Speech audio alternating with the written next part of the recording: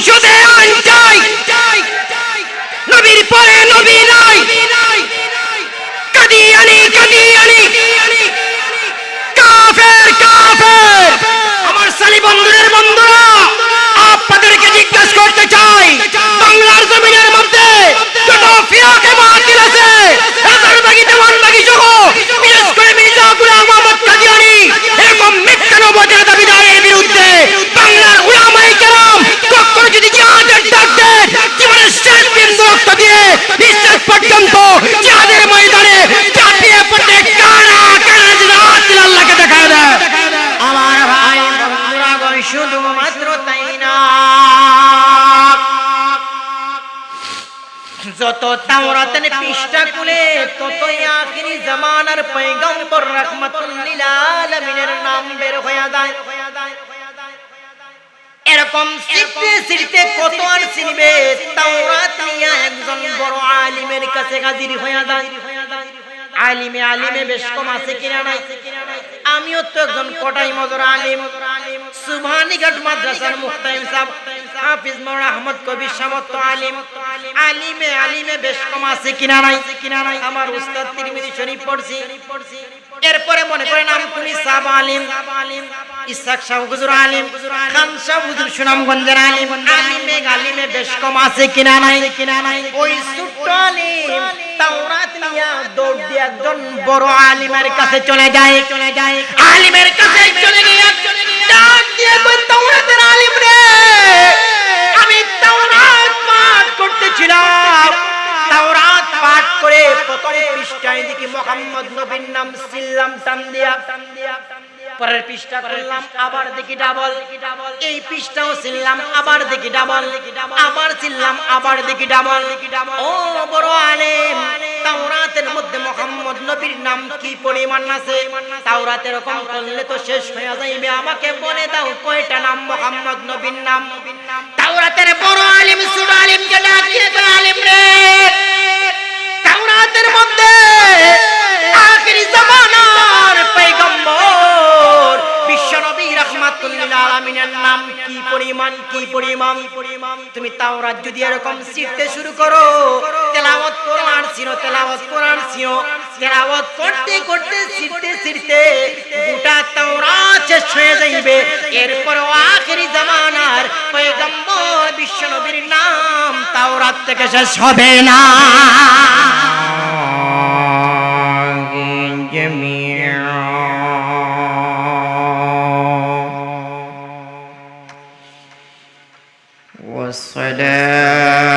والصلاة والسلام على من لا نبي بعده أما بعد فقد قال الله تبارك وتعالى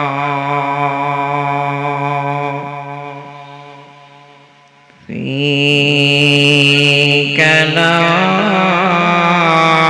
كلامه المجيد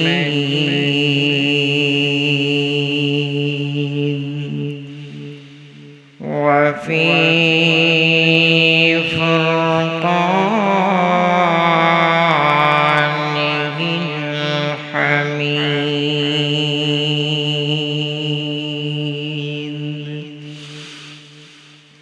أعوذ بالله من الشيطان الرجيم.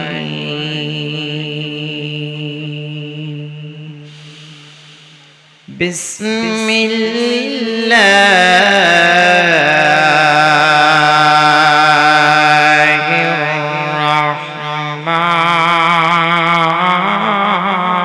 الرحمن الرحيم.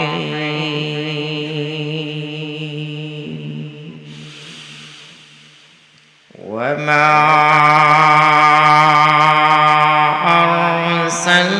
أرسلناك إلا رحمة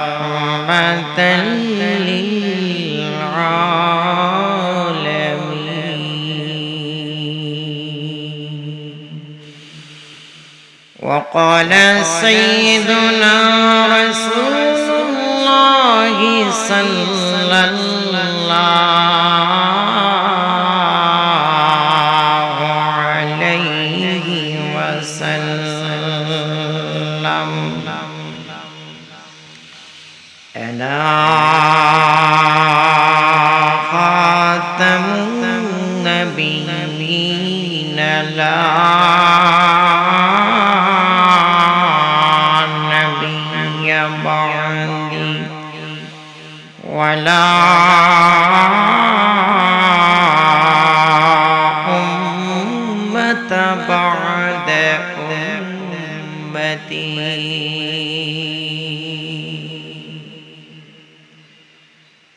হুসাইনিয়া মাদানিয়া সালিবন্দর সিলেটের উদ্যোগে আয়োজিত 11তম বার্ষিক ইসলামী মহাসম্মেলনের চলমান অধিবেশনের অত্যন্ত শ্রদ্ধাভাজন ব্যক্তি জনাব সভাপতি সাহেব, নায়েবে নবী ওয়ারাসাতুল আম্বিয়া মুআজ্জাজ মুকাররম উলামায়ে কেরাম, মুরব্বিয়ানে আযম, যুবক ভাইরা, জাতির কর্ণধার, জাতির ভবিষ্যৎ, বিভিন্ন প্রতিষ্ঠান থেকে আগত আগামী দিনের মুজাহিদ ছাত্র বন্ধুরা, পর্দার অন্তরালে অবস্থানরত আমার অত্যন্ত শ্রদ্ধেয় মা ও বোনেরা, আমি আপনাদের খেদমতে মহাগ্রন্থ আল কুরআনের সূরাতুল আম্বিয়ার 107 নম্বর আয়াতে কারিমা খানা তেলাওয়াত করেছি। ওই আয়াতে কারিমার সাথে গভীর সম্পর্কিত তাজদারে মদিনা জিগর বুশামেনা সাইয়্যিদুল কাওনান সাইয়্যিদুল মুরসালিন শফিউল মুসলিমিন রাহমাতুল লিল আলামিনের অসংখ্য বর্ণিত হাদিসের ভান্ডার থেকে বুখারী শরীফ থেকে চুট্টখানা হাদিস আপনাদের খিদমতে পাঠ করেছি। মহান রব্বুল আলামিন যদি তৌফিক দান করেন তাহলে তেলাওয়াতকৃত আয়াত এবং পাঠকৃত হাদিসকে সামনে রেখে কর্তৃপক্ষের দেওয়া সময়ের ভিতর কিছু আলোচনা করার চেষ্টা করব ইনশাআল্লাহ। আল্লাহ যেন আমাকে ইখলাসের সাথে এবং সবাইকে আমলের নিয়তে শোনার তৌফিক দান করেন। সকলে বলেন আমিন। আর একটু জোরে সুরে বলেন আমিন। আসুন ভাইরা আমার, আলোচনা শুরু করার পূর্বে মহান রব্বুল আলামিনের কাছে শুকর আদায় করি যে মহান রব্বুল আলামিন আমাদেরকে দুনিয়ার বিভিন্ন ঝামেলা থেকে মুক্ত করে ফারিক করে হাজার লক্ষ মানুষ থেকে যাচাই বাছাই করে এই রহমতি বরকতি মাগফিরাতি কোরআনি নুরানি জান্নাতের বাগানের মধ্যে আসার এবং বসার, কোরআন হাদিসের আলোচনা করার শোনার তৌফিক আল্লাহ দান করেছেন। এই জন্য সবাই অন্তরের অন্তঃস্থল থেকে আবেগী সুরে মহান মালিক মহান খালিকের দরবারে প্রাণ উজাড় করে কালেমাতুশ শুকর আদায় করি আলহামদুলিল্লাহ। আর একটু জোরে সুরে বলি আলহামদুলিল্লাহ। আসুন ভাইরা আমার, এই এলাকার মধ্যে বর্তমানে যেই মানুষ অবস্থানরত আছেন এদের সংখ্যায় আমরা এখানের মধ্যে কম না বেশি? জুড়ে কন্যা কম না বেশি? তাদের তুলনায় একদম অল্প। উপশহর, সুবহানিঘাট, এদিকে বন্দর, এই এরিয়ার ভিতরে না হইলো তো 1 লক্ষ মানুষ মনে হয় আছে বর্তমানে। এদের তুলনায় আমরা একদম কম মানুষ সামিয়ানার নিচে বসে আছি। আমরা যে অল্প সংখ্যক মানুষ বসে আছি আমাদের লাভ হবে নাকি? আর একটু জোরে কন্যা, আর একটু জোরে কন্যা, কি পরিমাণ লাভ হবে? আল্লাহ রাব্বুল আলামিন ফেরেশতাদেরকে জিজ্ঞাসা করবেন, ও ফেরেশতারা, আমার বান্দারা এই জায়গার মধ্যে বসা বসা কি করতে? আপনারা বলবেন হুজুর আল্লাহ তো আমরা কি করতেছি তাও জানেন, কি করব তাও জানেন, আলিমুল গায়ব সব জানেন, তাহলে আমরা এখানের মধ্যে বসে বসে কি করতেছি আল্লাহ মনে হয় জানেন না? কথা বলেন না কেন? তাহলে আল্লাহ জানে, জানার পরেও ফেরেশতাদেরকে কেন জিজ্ঞাসা করবেন? প্রশ্ন আছে কিনা নাই? এর জবাব আল্লাহ সূরাতুল বাকারার একখানা আয়াতের মধ্যে উল্লেখ করেছেন, ইয ক্বালা রাব্বুকা লিল মালাইকাতি ইন্নী জাইলুন ফিল আরদি খলিফা।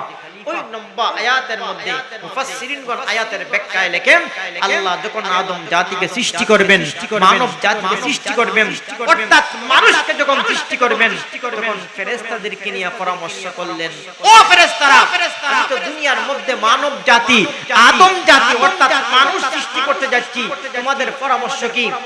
তারা ডাক দিয়ে কয়, আলু আতজালু ফিহা মান ইফসিদু ফিহা ওয়া ইয়াসফিকু দিমা।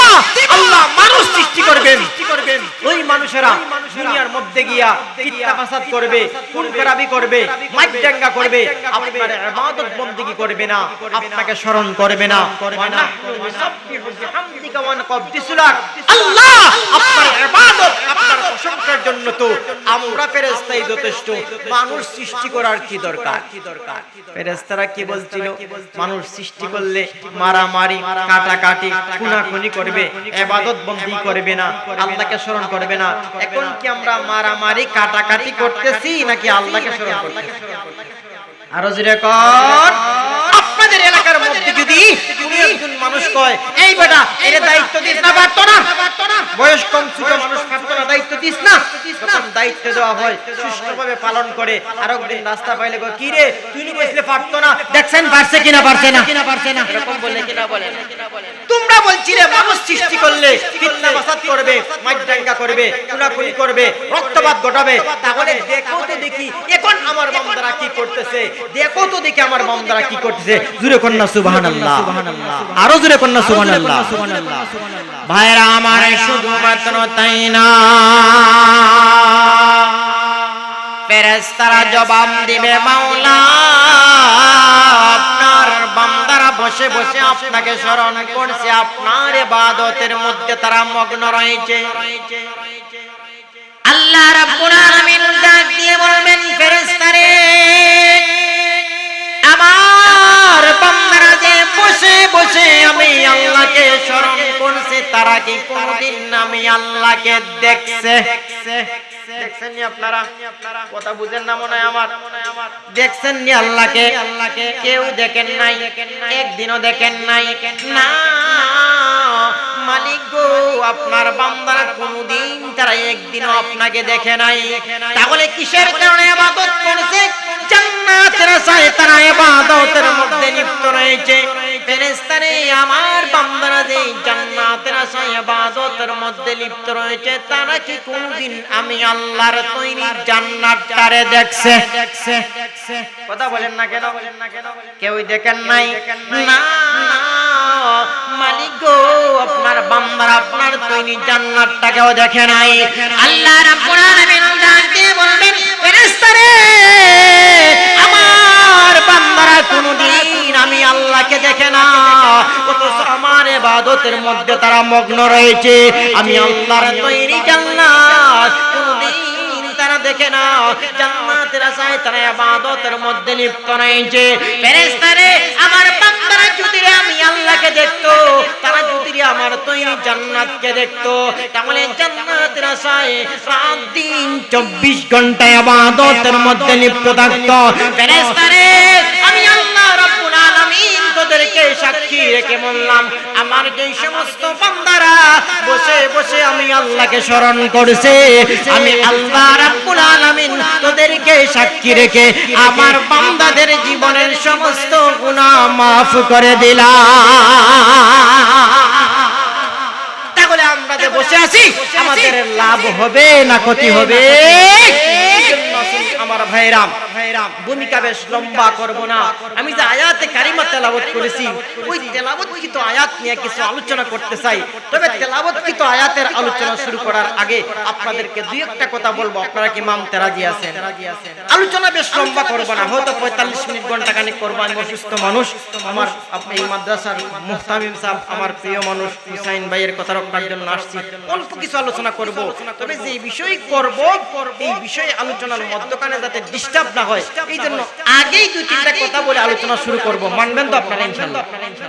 এই মাহফিলের আয়োজন করতে গিয়া কর্তৃপক্ষ, যে কোনো কর্তৃপক্ষ একটা মাহফিলের আয়োজন করতে কত টাকা পয়সা খরচ করে। এখানে তো ঢাকা থেকে মেহমান, সিলেট থেকে, সুনামগঞ্জ থেকে, জকিগঞ্জ, বিভিন্ন জায়গা থেকে মেহমান, তাদের যাতায়াত খরচ, পোস্টার, লিফলেট, মাইকিং, সামিয়ানা, কত টাকা পয়সা খরচ হয়েছে। কেন?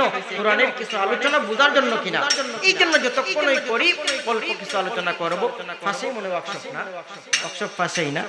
ওয়ার্কশপ ভাইদের প্রতি অনুরোধ থাকবে, আজকে যেহেতু মাহফিল হতো, মাহফিলের উসিলায়, মাহফিলের কারণ হচ্ছে একদিন টাইম একটু শর্ট করা যায় বা টুস আওয়াজ একটু কমানি যায়, এটা মাহফিলের স্বার্থে এরকম একটু অনুরোধ করব যাতে শব্দটা কম হয়। আমি আলোচনা শুরু করার আগে যে দুই একটা কথা বলবো, প্রথম নম্বর কথা হলো আলোচনা শুরু থেকে নিয়ে শেষ পর্যন্ত সবার আমলের নিয়তে শোনার ইচ্ছা আছে তো ইনশাআল্লাহ। দুই নম্বর, আমার সাথে একটু হানা বললেন তাহলে আমি বুঝবো আপনারা আমার কথা বুঝতেছেন। তিন নম্বর কথা হইলো, বাচ্চাদেরকে বলতাছি কেউ কোনো কথা বললেন না, তোমরা কিন্তু আগে কথা বলতে, চুপচাপ বসে থাকবে। আলোচনা করলে অফ করলে কিন্তু আমি আলোচনা করতে পারি না, চুপচাপ বসে থাকতে। অনেক মুরব্বীরাও অনেক দূর থেকে আসছেন কথা শোনার জন্য, এই জন্য তোমাদের কারণে যাতে ডিস্টার্ব না হয়, একজন একজনের সাথে কোনো কথা বলবে না। মেহেরবানি করে যদি একটু সামনে আসতেন, শয়তান সামনে বসবে। এখন তো এত বেশি শীত না, মুরব্বীদেরকে কষ্ট না দিয়ে যুবক ভাইরা একটু সামনে আসেন, যাতে আমি আপনাদেরকে আজকে এমন সিস্টেমে আলোচনা করব বোঝা যাবে আপনাদের সাথে আমি গল্প করতেছি। এমন কিছু আলোচনা করব, রাহমাতুল লিল আলামিনের জীবনী থেকে কিছু আলোচনা করব। এই তো মাশাআল্লাহ, একটু সামনে আসেন। একজন মুরব্বী আপনাদের কাছ থেকে এখানে বসায় দেন, তাহলে চেয়ারটাও ভরে যাবে, সৌন্দর্যটা রক্ষা হয়ে যাবে। একজন মুরব্বী এখানে পাঠিয়ে দেন একজনকে। এই জন্য প্রিয় হাজির, না হয় দুইজনকে দিয়ে দেন, আপনি এখানে বসবেন না। আসুন আমার ভাই বন্ধুরা, আমি যে আয়াতে কারিমা তেলাওয়াত করেছি মনোযোগ সহকারে শুনবেন তো ইনশাআল্লাহ। আমার সাথে হ্যাঁ না বলবেন তো?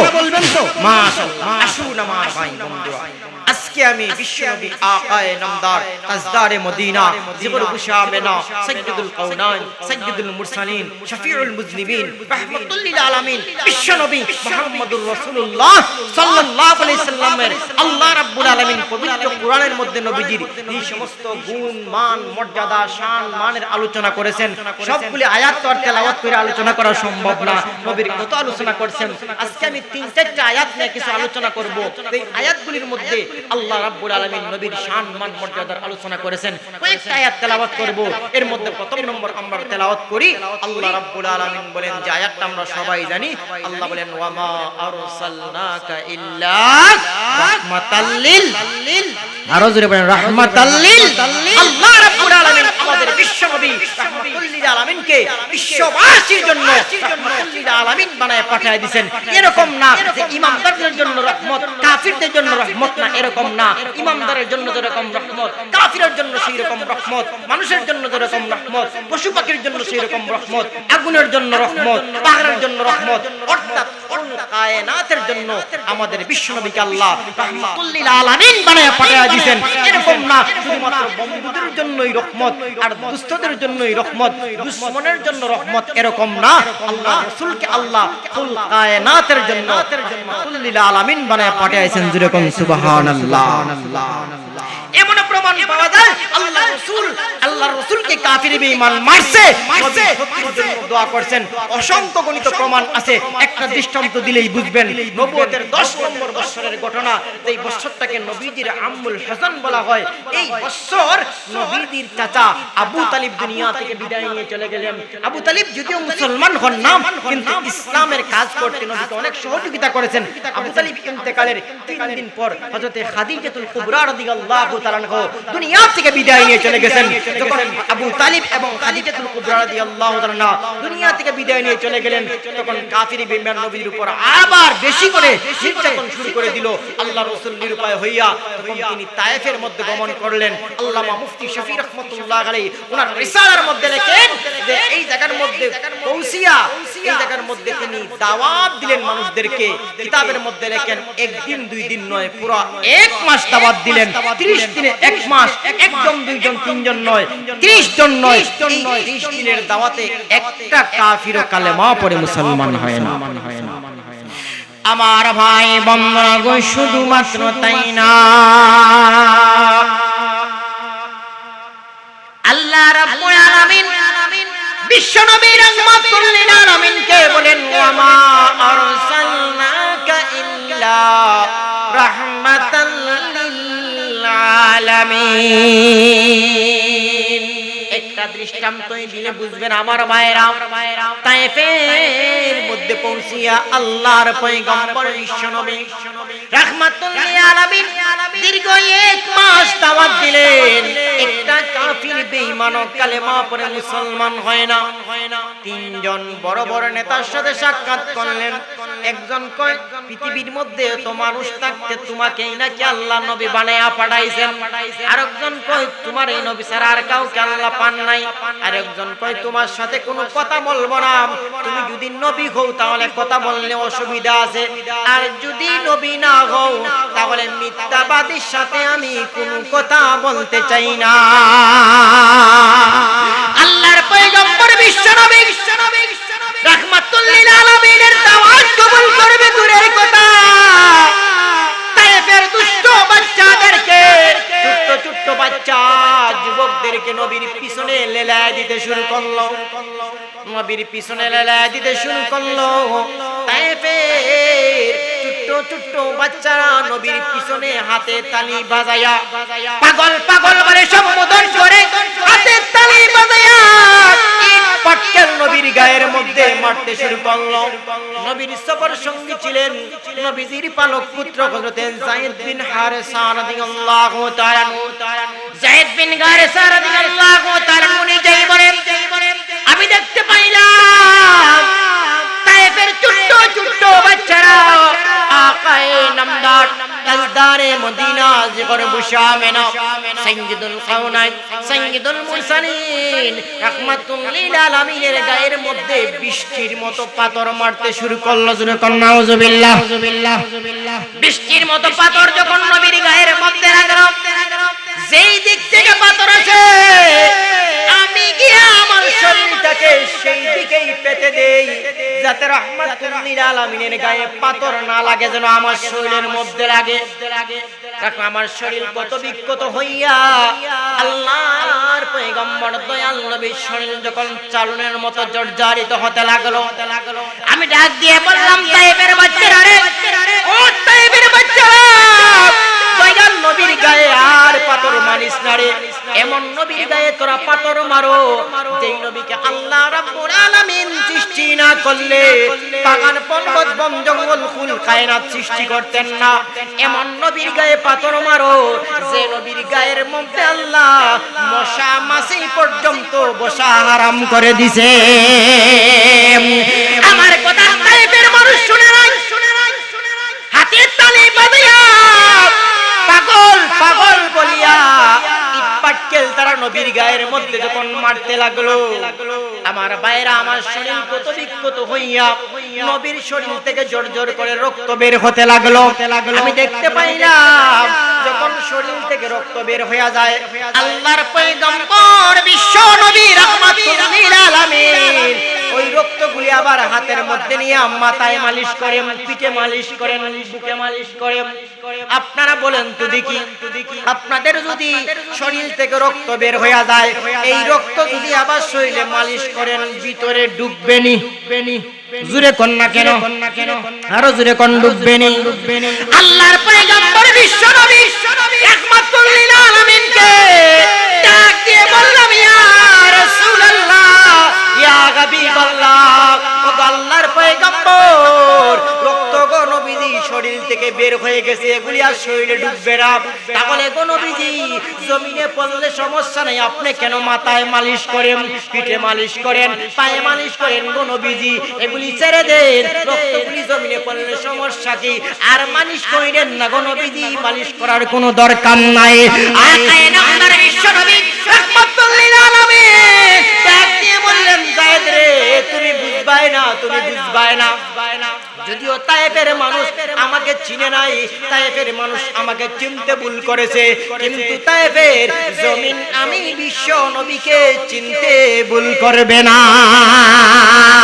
আমি বিশ্ব নবী রাহমাতুল লিল আলামিনের এক বিন্দু রক্ত তায়েফের জমিনে পড়তে দেরি হবে, কিন্তু তায়েফের জমিন জ্বলে ছাই হতে দেরি হবে না। এখান থেকে একটু দূরে চলে গেলেন, একটা জায়গার মধ্যে বসলেন। মধ্যে জিবরাইল আলাইহিস সালাতু ওয়াস সালাম হাজির হইয়া গেলেন। হাজির হইয়া ডাক দিয়ে বললেন, ইয়া রাসূলুল্লাহ, ইয়া হাবিবাল্লাহ, ও আল্লাহর নবীজি, আপনি শুধু অনুমতি দেন গো নবী। আপনি অনুমতি দিলে তায়েফের দুই পাশের মানুষকে, দুই দিকের পাহাড়কে জয়েন করব। আপনাদের এই এলাকার মধ্যে দোকানের মধ্যে হিদল ফুটকি বিক্রি করেনি। আর জোরে কোন, কেউ কই হিদল ফুটকি, কেউ কই বাঁশের পাতা, এগুলি বড় থাকে না, সেফটা থাকে। আর জোরে কোন, ইয়া রাসূলুল্লাহ, ইয়া হাবিবাল্লাহ, ও আল্লাহর পয়গম্বর, আপনি শুধু অনুমতি দেন গো নবীজি, আপনি কিচ্ছু বলতে হবে না, তুমি কিচ্ছু বলার দরকার নাই। মাঝে মধ্যে মানুষ করে, এবার তুই কথা কইস না, তুই শুধু চুপ থাক, দেখতারে আমি কি করি। মানুষ বলে কিনা বলে না, তুই একটু শক্তি যা কতক্ষণ দেখ আমি কি করি, তুই শুধু লড়িস না, এরকম বলে কিনা। ইয়া আল্লাহ, ইয়া হাবিবাল্লাহ, ও নবীজি, আপনি কিচ্ছু করতে হবে না, আপনি বকদাও দিতে হবে না, কোনো কিচ্ছু বলতে হবে না, আপনি শুধু অনুমতি দেন গো নবীজি। আপনি অনুমতি দিলে তায়েফের দুই দিকের পাহাড়কে যখন জয়েন করব, তায়েফের মধ্যখানে তায়েফবাসীরা বেয়াদবির কারণে হিদল ফুটকির মতো চেপ্টা হইয়া যাইবে। আল্লাহর পয়গম্বর বিশ্বনবী রাহমাতুল লিল আলামিন ডাক দিয়ে বললেন, জিবরাইল রে, ওয়ামা আরসালনাকা ইল্লা রাহমাতাল লিল আলামিন। জোরে কোন আল্লাহু আকবার, আরো জোরে কোন আল্লাহু আকবার। আরে জিবরাইল, আমি তো গজব হিসাবে আসে নাই রে, তারা আমাকে চিনতে ভুল করেছে, তারা চিনতে ভুল করার কারণে ইট টাক্কেল মারছে, পাগল পাগল বলে সম্বোধন করেছে। কিন্তু এমন একটা সময় আসবে, যেই সময় দেখবে ওই তায়েফের ময়দান থেকে ইলমের গান বড় বড় আল্লাহ ওয়ালা এখান থেকে তৈরি হয়ে যাবে। এই জন্য আমার ভাই, এই জন্য প্রিয় হাজিরিনে কেরাম, আমি আপনাদেরকে বলতে চাই, আল্লাহর পয়গম্বর বিশ্বনবী রাহমাতুল লিল আলামিনকে সেই জমানায় শুধুমাত্র কষ্ট দিয়েছে, নাকি বর্তমানে আল্লাহর রাসূলের দুশমন আছে কিনা নাই? আরো জোরে কইতেই বা আছে কিনা নাই? আমার ভাই বন্ধুরা, আমি আপনাদেরকে জিজ্ঞাসা করতে চাই, যে বিশ্বনবী রাহমাতুল লিল আলামিন সারা জিন্দেগি ভর আমাদের জন্য আল্লাহুম্মা উম্মতি, আল্লাহুম্মা উম্মতি বলে কান্দে গেছেন, রওজার মধ্যে শিরকে আমাদের জন্য আল্লাহুম্মা উম্মতি, আল্লাহুম্মা উম্মতি বলে কাঁদতেছেন। হাসরের ময়দানের মধ্যে যে বিশ্বনবী আমাদের জন্য আল্লাহুম্মা উম্মতি উম্মতি বলে কাঁদবেন, সেই বিশ্বনবীর জন্য আমরা কি করতেছি? দেখবে ঈমান বারবার বিশ্বনবীর চরিত্রের উপর আঘাত দিচ্ছে, বারবার ইসলামের উপর আঘাত দিচ্ছে, বারবার কোরআনের উপর আঘাত দিচ্ছে।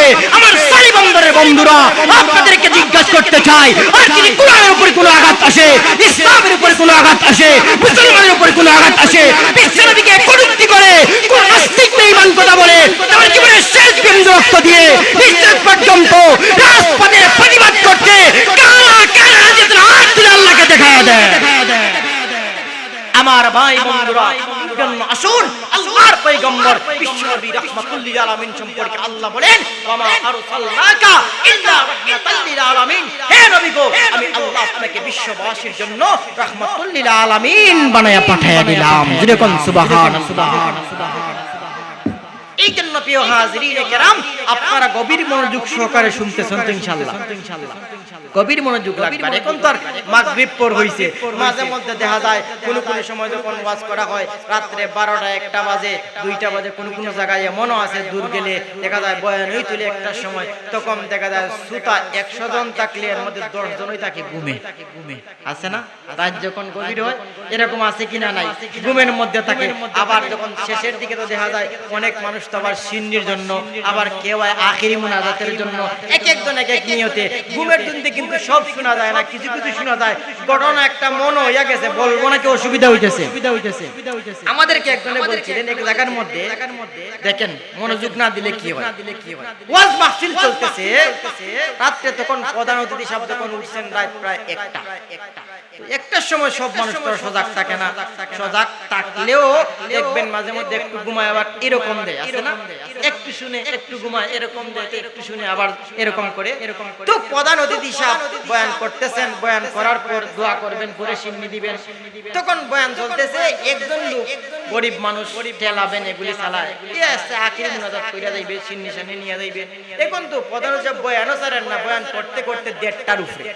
এখন সারাদিন কাজ কম খারাপ কইরা আইছে, এখন ঘুমে ধরবে না, একটু ঘুমায়, পুরা ঘুম না, একটু ঘুমায় একটু শুনে, একটু ঘুমায় একটু শুনে, হ্যাঁ তার অজান্তেই ঘুম চলে আসতেছে, শরীর তো ক্লান্ত। এখন হুজুর যখন বয়ান শেষ কইরা মসজিদের জন্য কালেকশন করতেছেন, কে আছো আমি দেখতে চাই, 10 জন মানুষ 1 লক্ষ টাকা করে আল্লাহর মসজিদে দিবাই, 1 লক্ষ টাকা তার কম না। এখন দেখা যায় কোনো মানুষ খাড়া হয় না। এখন ওই লোকটা একবার ঘুমায় একবার সজাগ হয়, একটু শুনে একটু ঘুমায়। হুজুর বারবার বলতেছেন আল্লাহ একজন মানুষ কমপক্ষে দেও, একটা মানুষ কমপক্ষে দাঁড়াও যে আল্লাহর মসজিদে 1 লক্ষ টাকা দিবা। এখন তো আর কেউ দাঁড়াইতেছে না, সব যখন নিরাই নিস্তব্ধ। আর হঠাৎ কইরা হুজুর যখন আবার বলতেন একজন মানুষ দাঁড়াও, তখন সে আগের সাইডে শুনে নাই, পিছনের সাইডে শুনে নাই, ঘুমে তো আছিল ঠেলাওয়ালা। যখন হুজুর কইতেন একজন লোক দাঁড়াও, দাঁড়ায় গেছে। দাঁড়াইতোই না, রে তাকবীর হইছে না, রে তাকবীর আল্লাহু আকবার, 1 লক্ষ টাকা হে কয় বুঝলাম না কি হুজুর কইছেন দাঁড়াইতাম, আমি দাঁড়াইছি, এখন থেকে হুজুর তাকবীর দে, বুঝলাম না 1 লক্ষ টাকা কি গো, তারে এই দোয়া না হইছে 1 লক্ষ তো আর কম না।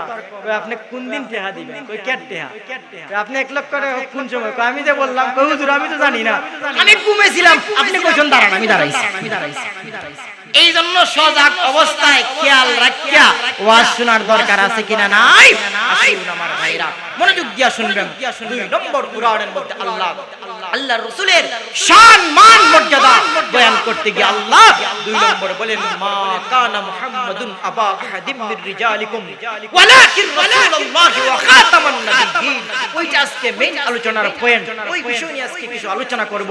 মা কানা মুহাম্মাদুন আবা আহাদিম মির রিজালিকুম ওয়ালাকিন রাসূলুল্লাহি ওয়া খাতামান নাবিয়্যিন। কথা বললেন আমার দিকে তাকান, ওয়া খাতামান নাবিয়্যিন মানে আল্লাহ বলতেছেন, হয় নবী আমি আপনাকে আখেরি জামানার নবী, শেষ নবী বানায়া দুনিয়ার মধ্যে পাঠিয়ে দিলাম।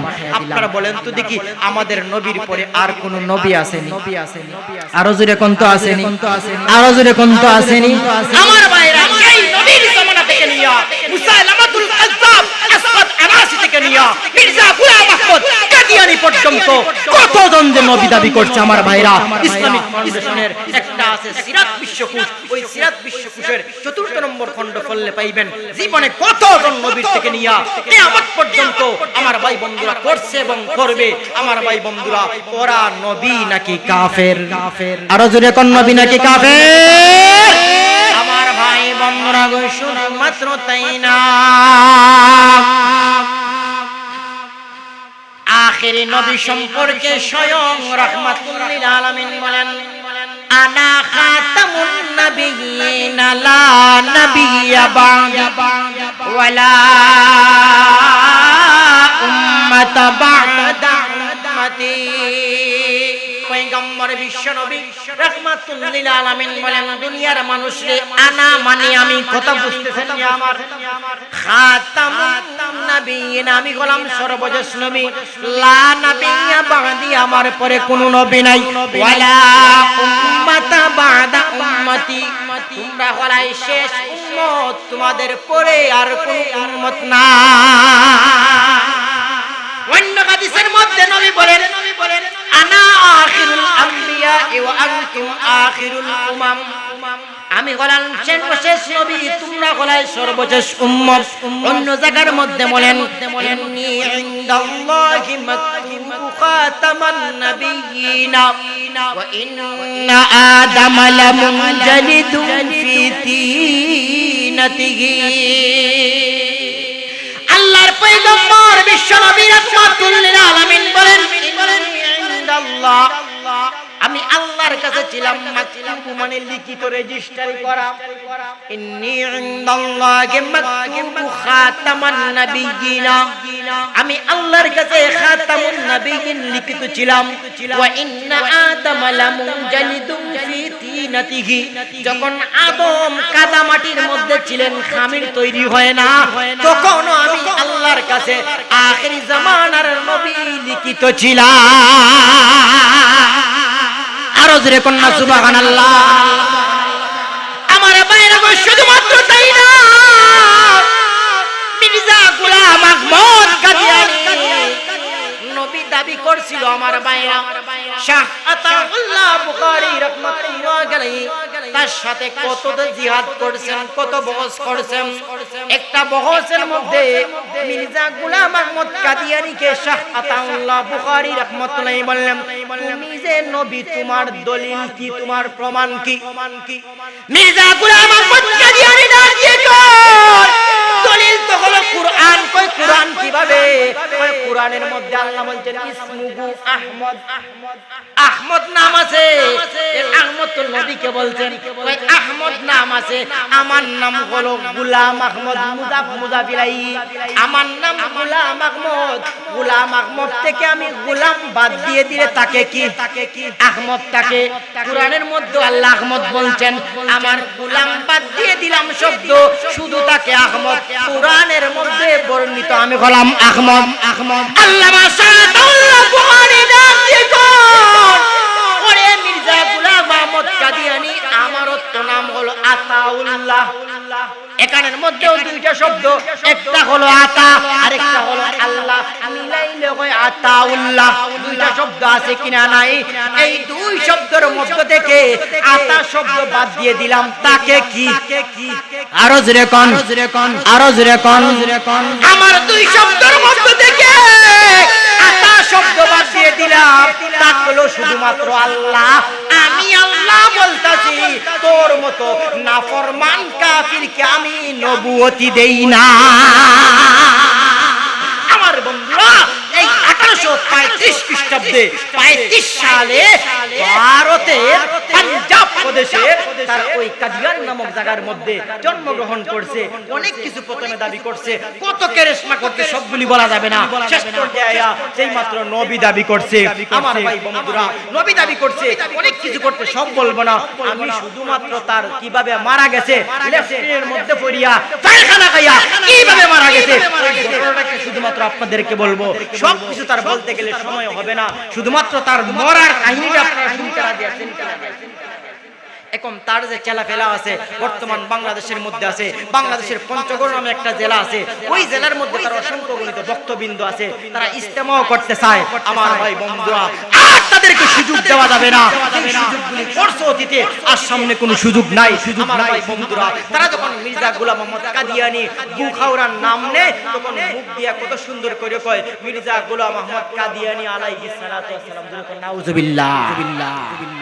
ফায়খানায় পয়রাতে মারা গেছে, এরা তারা বলে না। তারা বলে কি, ওনার বাসভবনের দ্বিতীয় তলায় তিনি ইন্তেকাল করেছেন, ওইটা এই করছেন সেই করছেন, কত সুন্দর কইরা বলে। কিন্তু লেফটিনের মধ্যে পয়রা কিভাবে মরছে জানেননি? শুনেন তার আশ্চর্যজনক ঘটনা।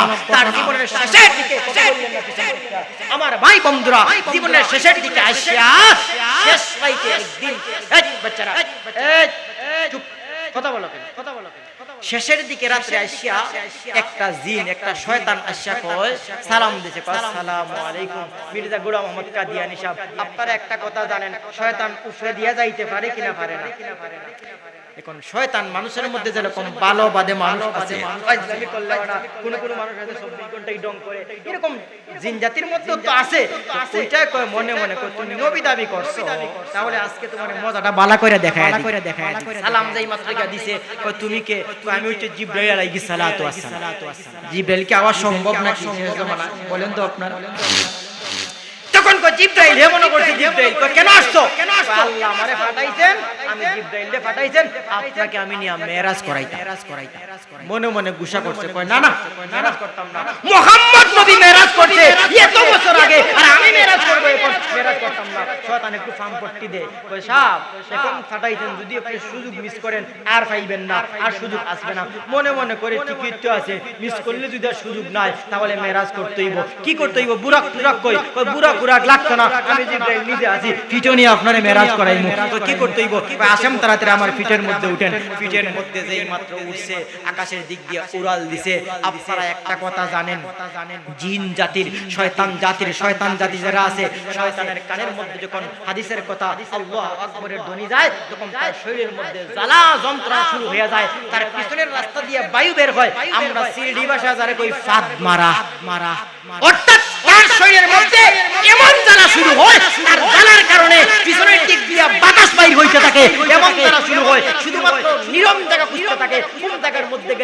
আজানের শব্দ শোনা যায় না, ওই জায়গা খুঁজতে থাকে। এখন আমার ভাইরা যেই মাত্র কাদিয়ানীকে পিঠের মধ্যে নিয়ে উপরে দিক দিয়ে উড়াল দিছে, আর মনে মনে ভাবতেছে কাদিয়ানী নবী দাবি করছো, কোন জায়গায়তে ফালাইয়া মানমু, এর কোনো ঠিকঠাক নাই, উড়াল যে কম দিছে। আর কাদিয়ানী মনে মনে করে আল্লাহ মেরাজ করে, আজকে মেরাজ করতাম রে, আর মেরাজ কইরা আইসা একবারে কিতাবে মন বাটে লেখমু, কোন জায়গায় গেছি, কোন জায়গায় কি করছি, সবকিছু করমু। শয়তান মনে মনে কয় দেখ তোরে কোন ঘটনা ঘটাই দেখাই। আমার ভাইরা উড়াল দিতে শেষ রাইতে, আর চলতে চলতে ফজর রক্ত হইয়া গেছে। ফজর রক্ত যেই মাত্র আসছে, কোন জায়গা থেকে মুয়াজ্জিন সাহেব একটা মসজিদ থেকে ফজরের আযান দিবেন, আল্লাহু আকবার, আল্লাহু আকবার, আকবার, আকবার, আল্লাহু আকবার বলে যেই মাত্র আযান দিবেন, আযানের শব্দ গিয়া শয়তানের কানের মধ্যে লাগছে। কানের মধ্যে লাগার কারণে আপনার কণ্ঠদিকে শান্তি লাগবে না কষ্ট লাগবে?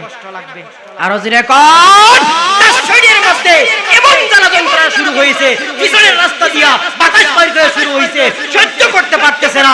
মনে মনে কয় চাচা তুমি তোমার জান বাঁচা, আর আমি আমার জান বাঁচাই। ওই লারা দিছে, সাইড দিছে, এমন সাইড মারছে আসমান থেকে ফালাইয়া দিছে। যেই সোজা জায়গা থেকে ফালাইছে, ওই জায়গার মধ্যে আমার ভাইরা একটা লেফটিন ছিল। আগের জমানায় লেফটিন কি ছিল? আমরা তো ছোটবেলায় দেখছি লেফটিন একটা গর্ত করিয়া চলা দিয়া বেড়া দিয়া বাঁশ দুইটা ফালাইয়া আসিল না, আসিল না এরকম। বর্তমানে ইন্ডিয়ার মধ্যে তাদের হাগার কোনো জায়গা নাই, তাদের দেশে এখনো বর্তমানে এরকম আছে, হাগবার কোনো জায়গা, ভালো টয়লেটের ব্যবস্থা নাই। আর 100 বছর আগে কি অবস্থাটা ছিল মোটামুটি গর্ত কইরা চলা দিয়া বেড়া দিয়া বড় একটা লেফটিন ছিল। আমরা আগে ছোটবেলাও দেখতাম একবারই মানছে একটার মধ্যে পায়খানা করত, পায়খানা একবারে এক পাশেই বইরা যাইতো। এরকম একবারই এক এলাকার মানুষ একটার মধ্যে পায়খানা করত। কত পায়খানা জমা হইছে, ওই উপর থেকে যেই মাত্র সাইড মারছে, আর ওইটার মধ্যে ফরিয়া কাদিয়ানী সাহেব একবারে নিচে গিয়া একটু একটু করে পায়খানা খাইয়া মারা গেছে। জোরে কন্যা নাউজুবিল্লাহ, আরো জোরে কন্যা নাউজুবিল্লাহ, আরো জোরে কন্যা নাউজুবিল্লাহ। আল্লাহ কি আল্লাহর কোন পয়গম্বরকে, পয়গম্বর তো দূরের কথা, ওলিকে নিয়ে আল্লাহ এমন বেইজ্জতি কইরা মারছে। আরো জোরে কোন মারছে, আরো জোরে কোন মারছে? সে নবী না কাফের? আরো জোরে কোন নবী না কাফের? আরো জোরে কোন নবী না কাফের? আপনারা আমার সাথে স্লোগান দিবেন। আমাদের উলামায়ে কেরাম বলেন যে কোনো মাহফিলের মধ্যে স্লোগান দিবেন কাদিয়ানীর বিরুদ্ধে। আপনারা আমার সাথে বলবেন কাদিয়ানী, কাদিয়ানী, কাফের, কাফের, কাদিয়ানী, কাদিয়ানী, কাফের, কাফের, কাদিয়ানী, কাদিয়ানী, কাফের, কাফের। নবীর পরে নবী নাই, সংসদে আইন চাই। নবীর পরে নবী নাই, সংসদে আইন চাই। নবীর পরে নবী নাই, কাদিয়ানী, কাদিয়ানী, কাফের, কাফের। আমার সালি বন্ধুদের বন্ধুরা, আপনাদেরকে জিজ্ঞাসা করতে চাই, বাংলার জমিনের মধ্যে যত ফিরাকে মাহফিল আছে, রাজারবাগী, দেওয়ানবাগী সহ বিশেষ করে মির্জা গোলাম মোহাম্মদ কাদিয়ানী এরকম মিথ্যা নবুয়তের দাবিদারের বিরুদ্ধে বাংলার উলামায়ে কেরাম কখনো যদি জিহাদের ডাক দেন, জীবনের শেষ বিন্দু রক্ত দিয়ে নিঃশ্বাস পর্যন্ত জিহাদের ময়দানে চাপিয়ে পড়তে কারা কারা জিহাদ আল্লাহকে দেখায় দেয়। আমার ভাই বন্ধুরা, এই জন্য আসুন আমি আর সংবাদের আলোচনা করব না। গেল আমার ভাই বন্ধুরা 2 নম্বর পয়েন্ট, আল্লাহ রাব্বুল আলামিন নবীর শান মান। এই বাচ্চারা এত কথা বলো, নবীর শান মান মর্যাদা আলোচনা করতে গিয়া 2 নম্বর আল্লাহ রাসূল সম্পর্কে বলেন মা কানা মুহাম্মাদুন আবা আহাদিম মির রিজালিকুম ওয়ালাকিন রাসূলুল্লাহি ওয়া খাতামান নাবিয়্যিন ওয়া কানা আল্লাহু বিকুল্লি শাইইন আলিমা। আল্লাহ বলেন নবী গো ওয়া খাতামান নাবিয়্যিন, আপনি আখিরি জামানার পয়গম্বর, আপনার পরে কোন নবী নাই। আপনার মাধ্যমে আমি আল্লাহ রাব্বুল আলামিন নবুয়তের দরজায় মোহর লাগাই দিলাম, নবুয়তের দরজায় তালা লাগাই দিলাম। জোরে কোন সুবহানাল্লাহ।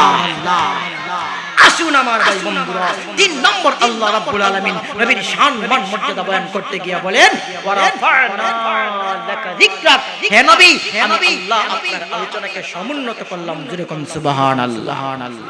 আপনার আলোচনাকে সবার উপরে করলাম।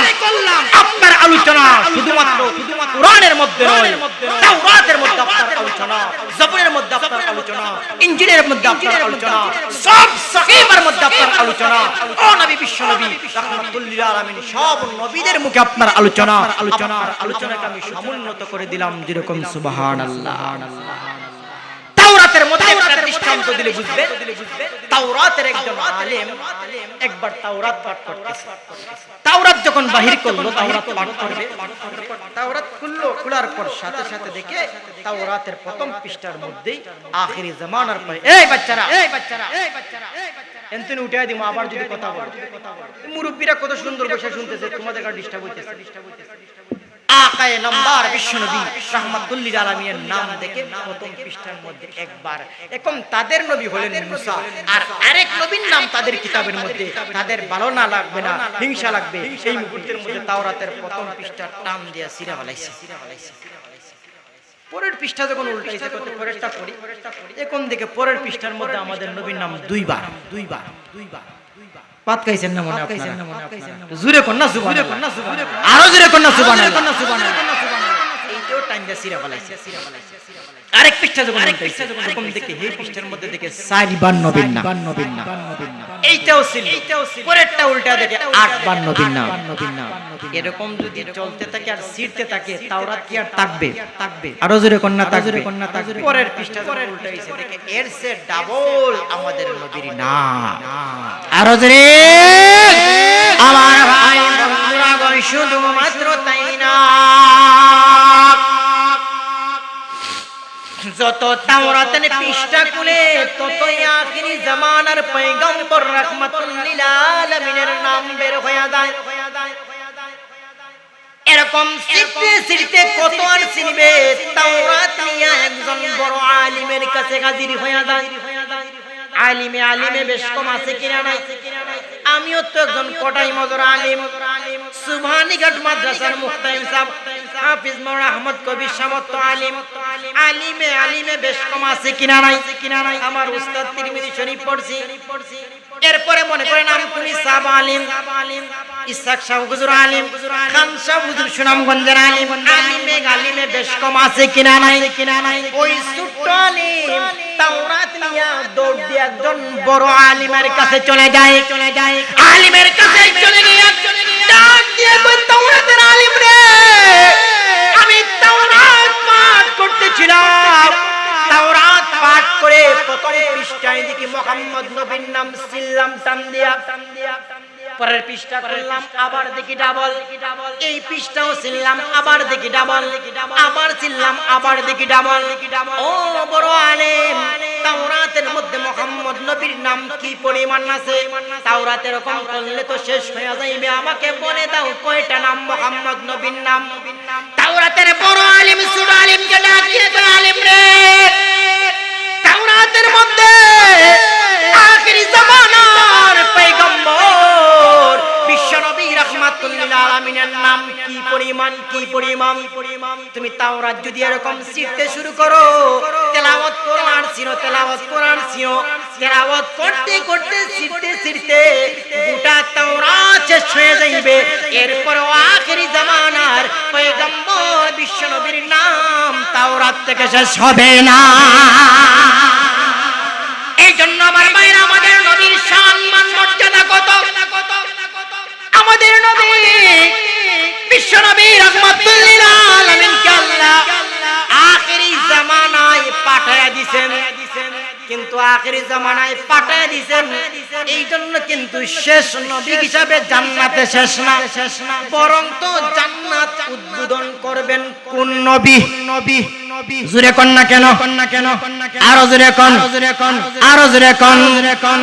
আমাদের বিশ্বনবী রাহমাতুল্লিল আলামিন জান্নাত উদ্বোধন করবেন হাসরের ময়দানে, যখন সবাই যখন আমার ভাই বন্ধুরা আল্লাহর পয়গম্বর যখন আল্লাহুম্মা উম্মতি উম্মতি উম্মতি বলে কাঁপতে শুরু করবেন, জান্নাতের দরজার মধ্যে আমার ভাইরা আদম আলাইহিস সালাতু ওয়াস সালাম এরকম ফটফটা দিবেন, ডাক দিবেন, এরকম ডাক দিবেন, সঙ্গে থাকবেন হযরতে দাউদ আলাইহিস সালাতু ওয়াস সালাম, সাথে থাকবেন হযরতে মুসা কালিমুল্লাহ, ইব্রাহিম খলিলুল্লাহ। আমার ভাই বন্ধুরা আরো নবীগণ সাথের মধ্যে থাকবেন। বেহেশতের দারওয়ান ডাক দিয়ে বলবেন, কে রে জান্নাতে জান্নাতের বাহির থেকে কটকটা দাও। জান্নাতের বাহিরে কে ডাক দাওরে? একজন বলবেন আমি আদম আলাইহিস সালাম, আরেকজন বলবেন আমি দাউদ আলাইহিস সালাম, আরেকজন বলবেন আমি সালেহ আলাইহিস সালাম, আরেকজন বলবেন আমি মূসা আলাইহিস সালাম। তোমরা কি চাও? কি জন্য জান্নাতের দরজার মধ্যে কটকটা দাও? বলবেন আমরা জান্নাতের মধ্যে প্রবেশ করতে চাই, জান্নাতের মধ্যে প্রবেশ করতে চাই। জান্নাতের দরওয়াজা ডাক দিয়ে বলবে তোমাদের সঙ্গে বিশ্বনবী রাহমাতুল লিল আলামিন নাসলি। বলবেন না না না না, তিনি তো আল্লাহুম্মা উম্মতি আল্লাহুম্মা উম্মতি উম্মতি উম্মতি বলে উম্মতের জন্য কামতে আছেন। আমার ভাইরা বেহেশতের দরওয়াজা ডাক দিয়ে বলবে আমি আদম আলাইহিস সালাম বুঝি না, আমি দাউদ আলাইহিস সালাম বুঝি না, আমি সালেহ আলাইহিস সালাম বুঝি না, আমি মূসা কালিমুল্লাহ বুঝি না, ইব্রাহিম খলিলুল্লাহ, ঈসা রূহুল্লাহ, আমি কোন পয়গম্বর বুঝি না, আমি একমাত্র বুঝি মুহাম্মদুর রাসূলুল্লাহ সাল্লাল্লাহু আলাইহি ওয়াসাল্লাম। যতক্ষণ না পর্যন্ত আখেরি জামানার পয়গম্বর রাহমাতুল লিল আলামিন জান্নাতের মধ্যে প্রবেশ না করবেন, ততক্ষণ পর্যন্ত জান্নাতের দরজা খুলে দেওয়া হবে না। আরো জোরে কন্যা সুবহানাল্লাহ। এই জন্য আমার ভাই বন্ধুরা আল্লাহ রাব্বুল আলামিন বলেন ওয়ারাফা'না লাকা যিকরাক। হে নবী আমি আল্লাহ আপনার আলোচনাকে সমুন্নত করে দিলাম। আমার ভাই বন্ধুরা 4 নম্বর আল্লাহ রাব্বুল আলামিন আসছেন নাকি? আসলে 4 নম্বর আল্লাহ রাব্বুল আলামিন বলেন ওয়া ইন্নাকা লাআলা খুলুকিন আযীম। এইটা আমি 4-5 মিনিটের ভিতরে আলোচনা করে শেষ করব। আল্লাহ 4 নম্বর বলেন ওয়া ইন্নাকা লাআলা খুলুকিন আযীম। হে নবী আমি আপনাকে মহান চরিত্রের অধিকারী বানায়া দিলাম। আর একটু আস্তে কোন সুবহানাল্লাহ। যে বাটে সুবহানাল্লাহ কোন বুঝা যায় সুবহানাল্লাহ বললে দোকান পাটের মনে অসুবিধা হইব, অসুবিধা হইব না কি? তারা মনে করবে একটু আস্তে কোন সুবহানাল্লাহ, মাল বেশি বিক্রি করতে পারতেছি না, ওই রকম মনে বলবো নাকি কোন? আপনারা একটু জোরে সুরে কইলেন সুবহানাল্লাহ। আল্লাহ বলেন ওয়া ইন্নাকা লাআলা খুলুকিন আযীম। হে নবী আমি আপনাকে মহান চরিত্রের অধিকারী বানায়া দিলাম। আদম থেকে নিয়ে কিয়ামত পর্যন্ত এমন চরিত্রের অধিকারী কেউ নাই। আমার ভাইরা আল্লাহ রাসূলের কেমন আদর্শ ছিল! লাকাদ কানা লাকুম লাকাদ কানা লাকুম ফি রাসূলিল্লাহি উসওয়াতুন হাসানাহ। আল্লাহ রাসূল সম্পর্কে বলেন ও আখিরি জামানা নবী উম্মতেরা, তোমাদের নবীর জীবনের মধ্যে আমি আল্লাহ রাব্বুল আলামিন আদর্শ রাখছি, তোমরা গ্রহণ করো। আল্লাহ রাসূলের আদর্শ, যেই আদর্শ, ওই আদর্শটা যদি আমরা গ্রহণ করতে পারতাম আমার ভাইরা, আল্লাহ রাসূলের রাষ্ট্রীয় জীবন থেকে নিয়ে পারিবারিক জীবন পর্যন্ত নবীর আদর্শ কেমন ছিল। আল্লাহ রাসূল কি রাষ্ট্র পরিচালনা করেন নাই? এই রাষ্ট্র পরিচালনার মধ্যে নবীর আদর্শ কেমন ছিল, এইটা যদি আমরা গ্রহণ করতে পারতাম তাহলে সোনালী যুগ হয়ে যাইত। আমার ভাইরা আজকাল সমাজের মধ্যে শুধু আমরাই বিচার মীমাংসা করি নাকি আল্লাহর রাসূল বিচার মীমাংসা করতেন? তাহলে বিচার মীমাংসার মধ্যে আল্লাহ রাসূলের কি আদর্শ ছিল, ওইটা যদি আমরা আদর্শ গ্রহণ করতে পারতাম তাহলে কি সুন্দর সমাজটা হইতো। আমার ভাই বন্ধুরা আজকাল শুধু আমাদের শত্রু না, আল্লাহর রাসূলের শত্রু ছিল। আল্লাহর রাসূলকে মারছে, ইটপাটকেল মারছে। শত্রুর প্রতি নবীর আদর্শ কেমন ছিল, আর যদি আমরা সেই আদর্শটা গ্রহণ করতে পারতাম আমার ভাই বন্ধুরা আরো কত কিছুর মধ্যে, মেহমানদারির মধ্যে নবীর আদর্শ কেমন ছিল। শুধুমাত্র আমাদের এই মেহমান বাড়িতে আসে না, আল্লাহর রাসূলের মেহমান ছিল। নবী ঘরের মধ্যে খাইয়া বিছানা পায়খানা করে বড় হয়ে গেছে, এরপরে নবী সুন্দর ব্যবহার করছেন। মেহমানের প্রতি নবীর কি আদর্শ ছিল, ওইটা যদি আমরা গ্রহণ করতে পারতাম তাহলে আমাদের সমাজটা কেমন হইতো। আমার ভাই বন্ধুরা নবীর এই যে মহান চরিত্র, এই চরিত্রের একটা দৃষ্টান্ত আমি আপনাদেরকে দিয়ে আলোচনা শেষ করব। একটা দৃষ্টান্ত দেখেন শত্রুর প্রতি নবীর আদর্শটা কেমন ছিল। নবী মহান চরিত্রের অধিকারী শুধুমাত্র কোরআনের মধ্যে নয়, তাওরাত জবুর ইনজিল আখিরি জামানার পয়গম্বরের গুণগান তাওরাত জবুর ইনজিলের আলিমরাও জানতো আখিরি জামানার নবী হবেন খুলুকে আযীম, মহান চরিত্রের অধিকারী ছিলেন। সুবহানাল্লাহ। কোটা তাজান পড়ে আচ্ছা তো 15 মিনিট আমার ভাই বন্ধুরা মনোযোগ দিয়া শুনলেন। একবার আল্লাহর পয়গম্বর বিশ্বনবী রাহমাতুল লিল আলামিন এর কাছে আইসা একটা ইহুদি কয়, মনোযোগ দিয়ে শুনতেছেন আপনারা? বলতেছে মুহাম্মদ তুমি কি আমার কাছ থেকে ঋণ নিবাই? ঋণ নিবাই আমরা করজ বলি, ঋণ নিবাই। নবী বলতেছেন সে যখন আমাকে ঋণ দিতে চাইতেছে তাহলে আনতে সমস্যা নাই, দিয়া দেও। কত দিবা? এত পরিমাণ দিব। বলে কয়দিন পরে দিতে হইব? কয় আপনি দিবেন আমাকে আগামী শুক্রবার। কি বারে দিবেন? আগামী শুক্রবার।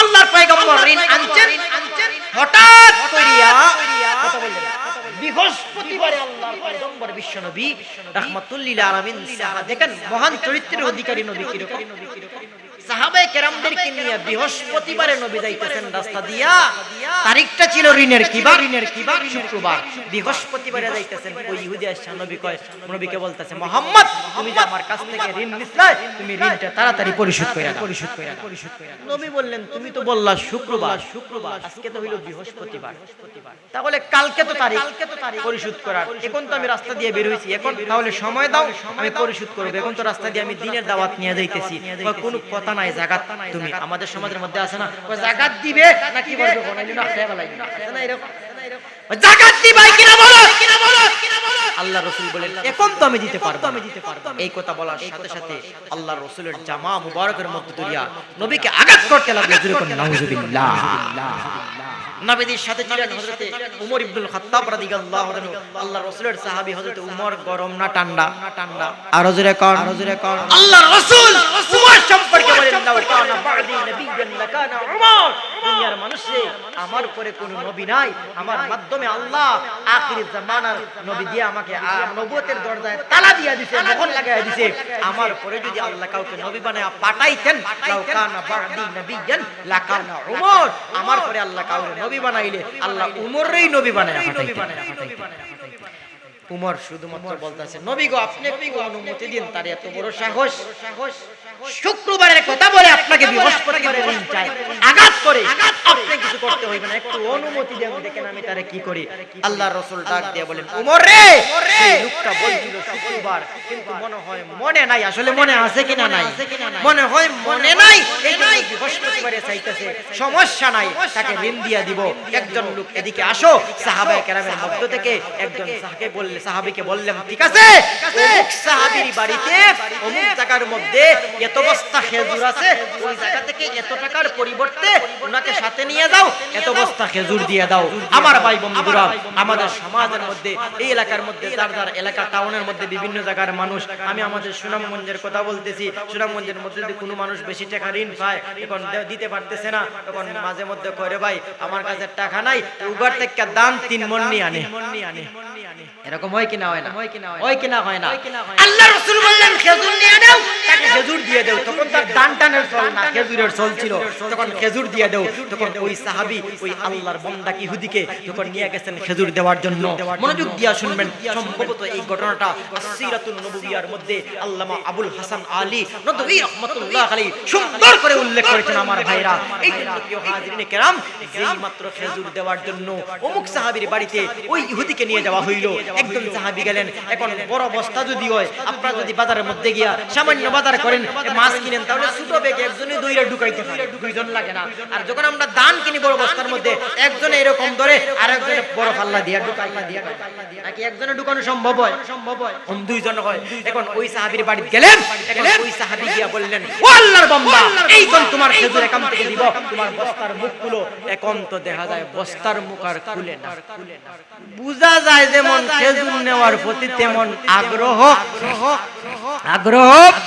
বুঝতে যায় যদি কোনো মানুষ দান নিতে হয় দেখা যায় বস্তা করে না চিন্তা করে কি ভাবতেছে বুঝা যায় বের তো দেখি খেয়াল নাই তো এই জায়গার মধ্যে এখন দেখা যায় নেওয়ার এত খেয়াল টাল নাই দেখা যায় আল্লাহর বান্দাকে ওই সাহাবী ডাক দিয়ে বললেন কি আল্লাহর বান্দা তুমি কি খেজুর নিবাই না খেজুরের জন্য তুমি আল্লাহর রাসূলের গায়ের মধ্যে আঘাত করেছো রাহমাতুল লিল আলামিন ওয়া মা আরসালনাকা ইল্লা রাহমাতুল লিল আলামিনের গায়ে তুমি আঘাত করেছো তুমি কি খেজুর নিবাই না তার মুখ খুলো এখন তো বুস্তার মুখ খুলে না কয় আমি খেজুর নিতে আসি নাই আমি ঈমান নিতে আসছি জোরে কোন সুবহানাল্লাহ আরো আওয়াজ দিয়ে কোন সুবহানাল্লাহ আরো আওয়াজ দিয়ে কোন সুবহানাল্লাহ আমার ভাই বন্ধুরা গো শুধু তাই না ডাক দিয়ে কয় নবীর সাহাবী রে আমি খেজুর নেওয়ার জন্য আসি নাই রে আমি ঈমান নেওয়ার জন্য আসলাম রে একাম থেকে তাড়াতাড়ি আমাকে নবীজির দরবারে নিয়ে যা খেজুর নিব না খেজুর নেওয়ার কোনো প্রয়োজন নাই তাড়াতাড়ি তুমি আমাকে রাহমাতুল লিল আলামিনের দরবারে পৌঁছায়া দাও সাহাবী ডাক দিয়ে বললেন হে আল্লাহর বান্দা যেই ঋণের কারণে রাহমাতুল লিল আলামিনের গায়ের মধ্যে তুমি আঘাত করলে রে রাহমাতুল লিল আলামিনকে কলার জামার মধ্যে ধরে তুমি টান দিলাই, বাজে বাজে কথা বললাই। তুমি রাহমাতুল লিল আলামিনের কাছে যাইতে চাও, আমার সঙ্গ করে তুমি নবীর কাছে গিয়ে আবার মনে হয় আঘাত করবাই, আবার মনে করি তুমি নবীকে কষ্ট দিতে চাও। না না না না না, নবীর দরবারে তোমাকে নিয়ে যাওয়া হবে না। তুমি তোমার বস্তা ধরো, তোমাকে খেজুর দিয়ে দিব। কয় না রে আল্লাহর বান্দা নবীর সাহাবী রে, আমি খোদার কসম দিয়া বললাম রে আমি খেজুর নিব না, আমি ঈমান নিতে আসলাম রে, নবীর দরবারে পাঠাইয়া দাও। আপনাদের সমাজের মধ্যে যদি কোনো মানুষ বারবার রিকোয়েস্ট করে মানতে কইব না তাকবা, এতবার যখন করতে একটা সুযোগ দেও, কয় কিনা কয় না, বারবার বারবার যখন বললো ওই সাহাবী আল্লাহর পয়গম্বর বিশ্বনবী রাহমাতুল লিল আলামিনের দরবারে তাকে নিয়ে গেলেন। নিয়ে যাওয়ার পর নবী ডাক দিয়ে কোন সাহাবী রে, আল্লাহর বান্দাকে তুমি খেজুর দিয়েছো। সাহাবী ডাক দিয়ে কই ইয়া রাসূলুল্লাহ ইয়া হাবিবাল্লাহ, ওগো নবীজি আল্লাহর বান্দা তো খেজুর নেয় না গো নবীজি, খেজুর নিতে রাজি হয় না, তাহলে কি করবে? আপনার দরবারে আসতে চায়। ডাক দিয়ে ইয়া রাসূলুল্লাহ ইয়া হাবিবাল্লাহ, ওগো আল্লাহর পয়গম্বর আমি খেজুর নেওয়ার জন্য আসি নাই গো নবীজি, আমি ঈমান গ্রহণ করার জন্য আসলাম। ইয়া রাসূলুল্লাহ ইয়া হাবিবাল্লাহ, ওগো আল্লাহর পয়গম্বর গো, আমি তাওরাতের একজন বড় আলিম গো নবীজি, আমি তাওরাতের একজন বড় পণ্ডিত। তাওরাতের মধ্যে আখিরি জামানার পয়গম্বর বিশ্বনবী রাহমাতুল লিল আলামিনের যে সমস্ত গুণাবলী উল্লেখ করা হয়েছে, ওনার চুল কেমন হবে, ওনার দাঁত কেমন হবে, ওনার মাথা কেমন হবে, ওনার পিঠ কেমন হবে, ওনার বংশ কি হবে, ওনার নাম কি হবে, সবগুলি গুণাবলী আপনার মধ্যে গো নবী বিদ্যমান রয়েছে। আরো জোরে আরো জোরে আরো জোরে ইয়া রাসূলুল্লাহ ইয়া হাবিবাল্লাহ, ওগো আল্লাহর পয়গম্বর তাওরাতের মধ্যে যেই চুলের কথা বলা হয়েছে গো, আপনার চুল সেরকম গো আল্লাহর পয়গম্বর। তাওরাতের মধ্যে যেই দাঁতের কথা বলা হয়েছে, আপনার সেই দাঁত। ইয়া রাসূলুল্লাহ ইয়া হাবিবাল্লাহ, ওগো আল্লাহর পয়গম্বর তাওরাতের সবগুলি গুণ আপনার মধ্যে নবী রয়েছে। তাওরাতের মধ্যে এক্সট্রা গুণ রয়েছে গো নবীজি। আখিরি জামানার পয়গম্বরের একটা গুণ তাওরাতের মধ্যে আছে। আখিরি জামানার পয়গম্বর হবেন খুলুকে আজিম, মহান চরিত্রের অধিকারী। আখিরি জামানার পয়গম্বর বিশ্বনবী রাহমাতুল লিল আলামিন হবেন খুলুকে আজিম, মহান চরিত্রের অধিকারী গো নবীজি। তাকে কেউ গালি দিলে তুমি পাল্টা গালি দিবেন না, তাকে কেউ আঘাত করলে পাল্টা আঘাত করবেন না গো নবীজি। খুলুকে আজিম আপনার সবগুলি প্রমাণ আমি পাইলাম, কিন্তু খুলুকে আজিম আমি কেমন করে দেখব? এখন আপনি তো এমনি কোনো মানুষকে মারবেন না, আপনার সাথে ভালো ব্যবহার করলে, আপনি যদি একজন তোকে বালা কিতাবা তুমি বালা, এখন একটা মাইরা দেখেন না যে মারে কিনা মারে না।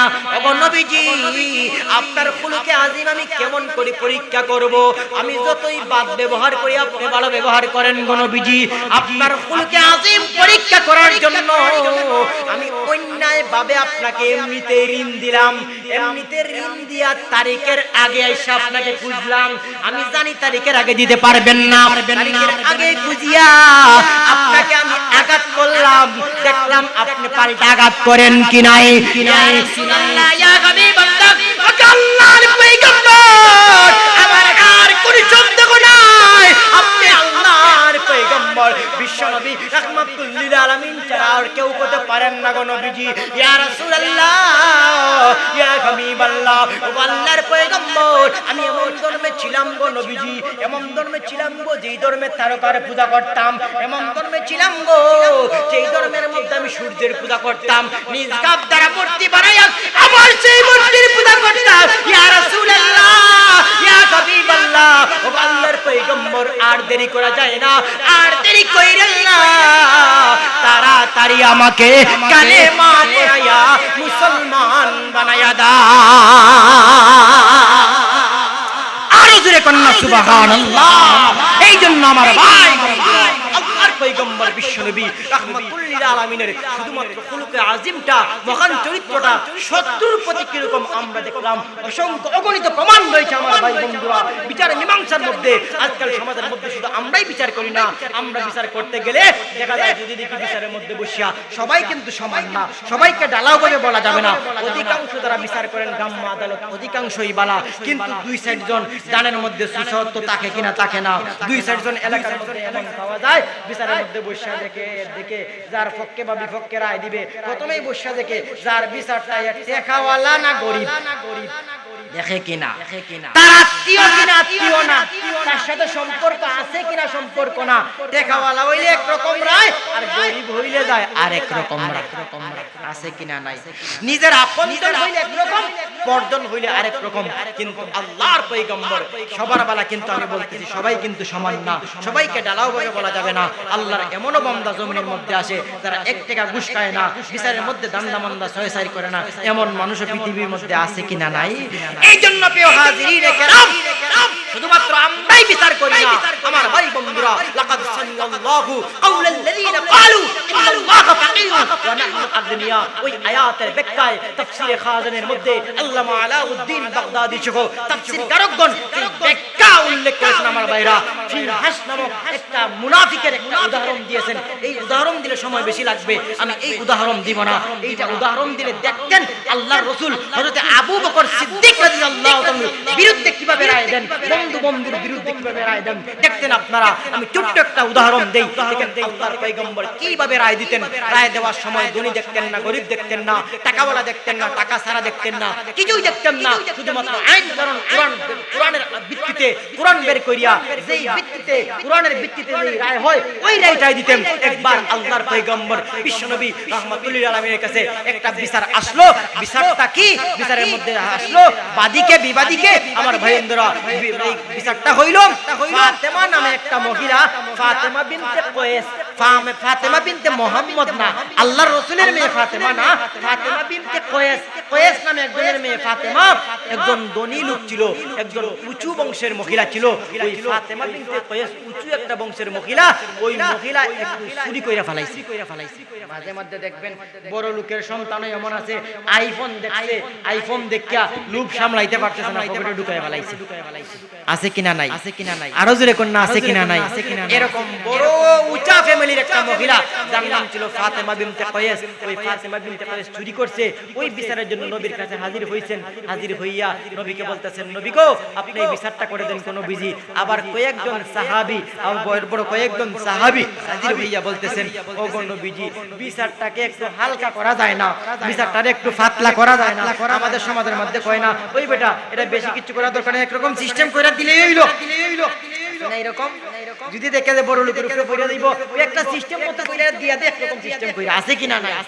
নবী গো বিচারটাকে একটু পাতলা করা যায় না? নবী বললেন পাতলার গণ কি, বিচার তো বিচার, ওই কোরআন যা বলছে তাই। এখন কি হইছে, ওই এই মহিলাটা তো একটা উঁচা বংশের মহিলা, সম্ভ্রান্ত ফ্যামিলির মহিলা, এরকম তার বিরুদ্ধে যদি হাত কাটা বাত কাটা এরকম কিছু হয় তাহলে একটা বদনাম হয়ে যাইব। নবী এই বিচারটা কইরা দেন।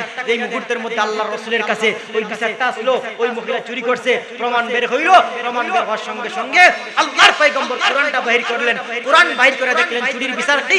চুরির বিচার হইল আস-সারিকু ওয়াস-সারিকাতু ফাকতাউ আইদিয়াহুমা, চোর অথবা চুন্নি চুরি করলে তার হাত কাটা হবে। এটা আবার আপনারা ফিটিং করেন না, ইসলামী রাষ্ট্র হতে হবে, ইসলামী রাষ্ট্র হতে হবে।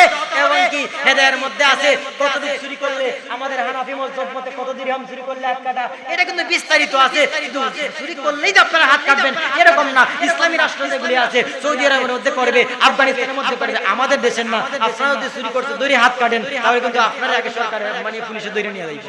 এই জন্য এটা ইসলামী রাষ্ট্র হতে হবে। আল্লাহ রাসূল বিশ্বনবী মুহাম্মদ রাসূলুল্লাহ কোরআন বাহির করে যখন দেখলেন যে চুরির রায় হইল হাত কাটা, এই মুহূর্তের মধ্যে নবী মনে মনে সিদ্ধান্ত নিতেছেন রায় দিবেন। এই মুহূর্তের মধ্যে নবীর কানে কানে গাদিয়ে একজন কোন নবী এইটা রায় না দিয়ে একটু পাতলা করে একটু রায় দেওয়া যায় না? পাতলা মানে কি, একটু অন্য একটু রায় ফিটা ফিটা দিয়া একটু ছাইরা দেওয়া যায় না? আল্লাহ রাসূল কি মানবেন? বারো জোরে কোন মানবেন? আমার ভাই বন্ধুরা গো, শুধুমাত্র তাই না,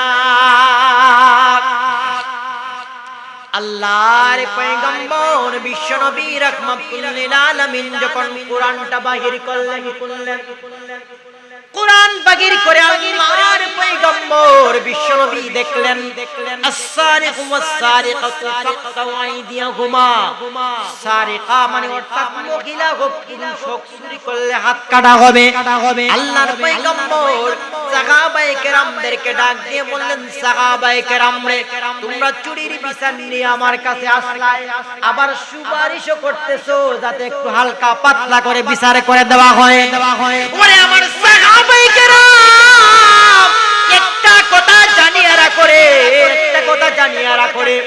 আজকে চুরির অপবাদের কারণে বিচার আমার কাছে আনছো এই মহিলা আমার মেয়ে নাম এই মহিলার নাম হলো ফাতেমা বিনতে কয়েস কয়েসের মেয়ে ফাতেমা চুরি করছে রে আজকে যদি রে ফাতেমা বিনতে কয়েস না হইয়া আমার কলিজার টুকরা সাইয়্যিদাতুন নিসাই আহলিল জান্নাহ জান্নাতের মহিলাদের সর্দারনি আমার কলিজার টুকরা ফাতেমা বিনতে মুহাম্মদ আমার মেয়ে ফাতেমা বিনতে মুহাম্মদ চুরি করতেন আর এই চুরির দায় আমার কাছে আসতো আর যদি তোমরা সুপারিশ করতে রে তাহলে আমি বিশ্বনবী রাহমাতুল লিল আলামিন তোমাদের সুপারিশকে নাচক করে দিয়া আমি আমার কলিজার টুকরা ফাতেমার হাত পর্যন্ত কাটিয়া দিতাম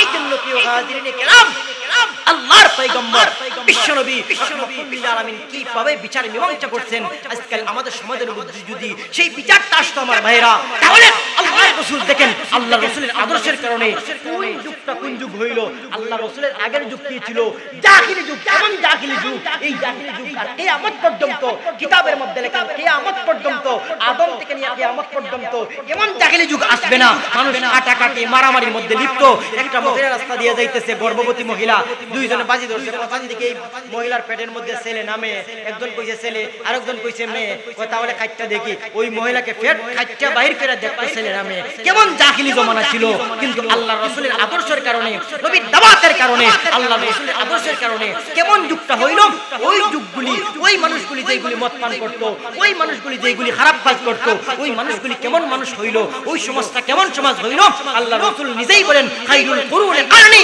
সুম্মাল্লাযিনা ইয়ালুনাহুম সুম্মাল্লাযিনা ইয়ালুনাহুম খুতবার মধ্যে শুক্রবারে শুনেননি আপনারা খায়রুল কুরুনি কারনি সুম্মাল্লাযিনা ইয়ালুনাহুম সুম্মাল্লাযিনা ইয়ালুনাহুম আল্লাহর রাসূল বলেন সবচেয়ে সুনানি যুগ হলো আমি বিশ্বনবীর যুগ আমি নবীর জমানা এরপরে হলো পরের জমানা এরপরে হলো পরের জমানা আমার বন্ধুরা দেখেন নবীর আদর্শের কারণে কত খারাপ একটা জমানা কত সুনানি একটা যুগ জমানা হয়ে গেল আজকাল যদি আমরা সেই নবীর আদর্শের উপর থাকতাম নবীর আদর্শ মতো যদি আমরা চলতাম আল্লাহর পয়গম্বর আকায়ে নামদার তাজদারে মদিনা জিবরুল মুশামিনা সাইয়্যিদুল কাওনাইন সাইয়্যিদুল মুরসালিন বিশ্বনবী মুহাম্মদুর রাসূলুল্লাহ সাল্লাল্লাহু আলাইহি সাল্লামের যে আদর্শগুলি আছে আল্লাহ বলছেন লাকাদ কানা লাকুম ফি রাসূলিল্লাহি উসওয়াতুন হাসানাহ হে আখিরি জামানার নবীর উম্মতেরা তোমরা তোমাদের নবীর জীবনীকে ফলো করো তোমাদের নবীর জীবনের মধ্যে উত্তম আদর্শ আছে রাষ্ট্রীয় জীবন থেকে নিয়ে পারিবারিক জীবন পর্যন্ত নবী রাষ্ট্র কিভাবে চালাইতেন ওইভাবে রাষ্ট্র চালাও দেখো সুখ শান্তি আয় কিনা আফগানিস্তানের দিকে আপনারা লক্ষ্য কইরা দেখেন কয়দিন হইছে স্বাধীন হইছে দেখেন তাদের কি সুন্দর এক বস্তা টাকা নিয়ে রাস্তা দিয়ে যাইবেন একদম টাকাইবো না আমার ভাই বন্ধুরা বড় বড় মন্ত্রীরা সাইকেল দিয়ে অফিসের মধ্যে যায় তাদের দেশের মধ্যে বর্তমানে কোনো দুর্নীতি নাই তারা কি জন্য নবীর সুন্নাহ গ্রহণ করেছে এই জন্য রাষ্ট্রীয় জীবন থেকে নিয়ে নবী কিভাবে রাষ্ট্র চালাইতেন আমরা যদি সেই রকম নবীর জমি আদর্শটাকে ফলো করতে পারতাম নবী কিভাবে রাজনীতি করছেন রাজনীতি কি শুধুমাত্র মাঝে মধ্যে হুজুরদেরকে কয় হুজুর আপনারা রাজনীতি বুঝবেন না কেন বুঝবেন না আমার ভাই বন্ধুরা আল্লামা মুশাহিদ বায়ুমপুরী রাহমাতুল্লাহি বলেন কোরআনের এমন কোন আয়াত আমি পাই নাই যে আয়াতের মধ্যে রাজনীতি নাই সুবহানাল্লাহ কোরআনের এমন কোন আয়াত আমি পাই নাই যে আয়াতের মধ্যে রাজনীতি নাই মুজাহিদ আল্লামা মুজাহিদ বায়ুমপুরী কি আমাদের মতো খটাই মদর আলিম কি কোন এরকম আলিম পৃথিবী বাঁচলে হয়তো এক দুইটা মিলতে পারে আপনারা তো জানেন মুজাহিদ বায়ুমপুরী কত বড় আলিম ছিলেন ওই মুজাহিদ বায়ুমপুরী নিজে বলছেন এমন কোন আয়াত কোরআনে নাই যে আয়াতের মধ্যে আমি রাজনীতি পাই নাই আপনারা বলেন হুজুর রাজনীতি বুঝবেন না হ্যাঁ বুঝবো না হুজুর রাজনীতি বুঝবে না কোন রাজনীতি বুঝবে না কোনাকুনির রাজনীতি বুঝবে না পেটের রাজনীতি বুঝবে না ফসা রাজনীতি গান্দা রাজনীতি হুজুররা বুঝবে না কোন রাজনীতি হুজুররা বুঝবে কোরআন হাদিসের রাজনীতি হুজুররা বুঝবে জোরে কোন ঠিক কিনা এই জন্য প্রিয় হাজিরিনে কেরাম রাষ্ট্রীয় জীবন থেকে নিয়ে পারিবারিক জীবন পর্যন্ত নবীর আদর্শটা কেমন ছিল, আমরা যদি নবীর সেই আদর্শটাকে গ্রহণ করতে পারতাম তাহলে এখনো সেই সোনালী যুগের আশা করা যেত। আমার ভাই বন্ধুরা, এই যে মাদ্রাসাটা আছে, আসলে আমি অসুস্থ ছিলাম, গত কয়েকদিন আগে রাকিবালিতে ভর্তি ছিলাম, আমার এই ডাইনের কিডনিতে একটা ছোট পাথর ধরা পড়ছে, আসতেছিলাম না। আর আমার হুসাইন ভাই বলতেছেন না আসলে হবে না, আসতেই হবে। আমরা সুবানীঘাট মাদ্রাসায় একসাথে পড়ছি বলতে আমার নিচের ক্লাসে পড়ছেন, সুবানীঘাট মাদ্রাসায় দাওরা যখন পড়ি 19 খাতে ছিলেন, তো আর বললেন আসার জন্য আসলাম। সংক্ষিপ্ত ভাবে কিছু আলোচনা করলাম, আজানও হয়ে যাইবে, 2-3 মিনিট আছে আজানের, যাদের ওযু নাই আমরা ওযু করি। আল্লাহ রাব্বুল আলামিন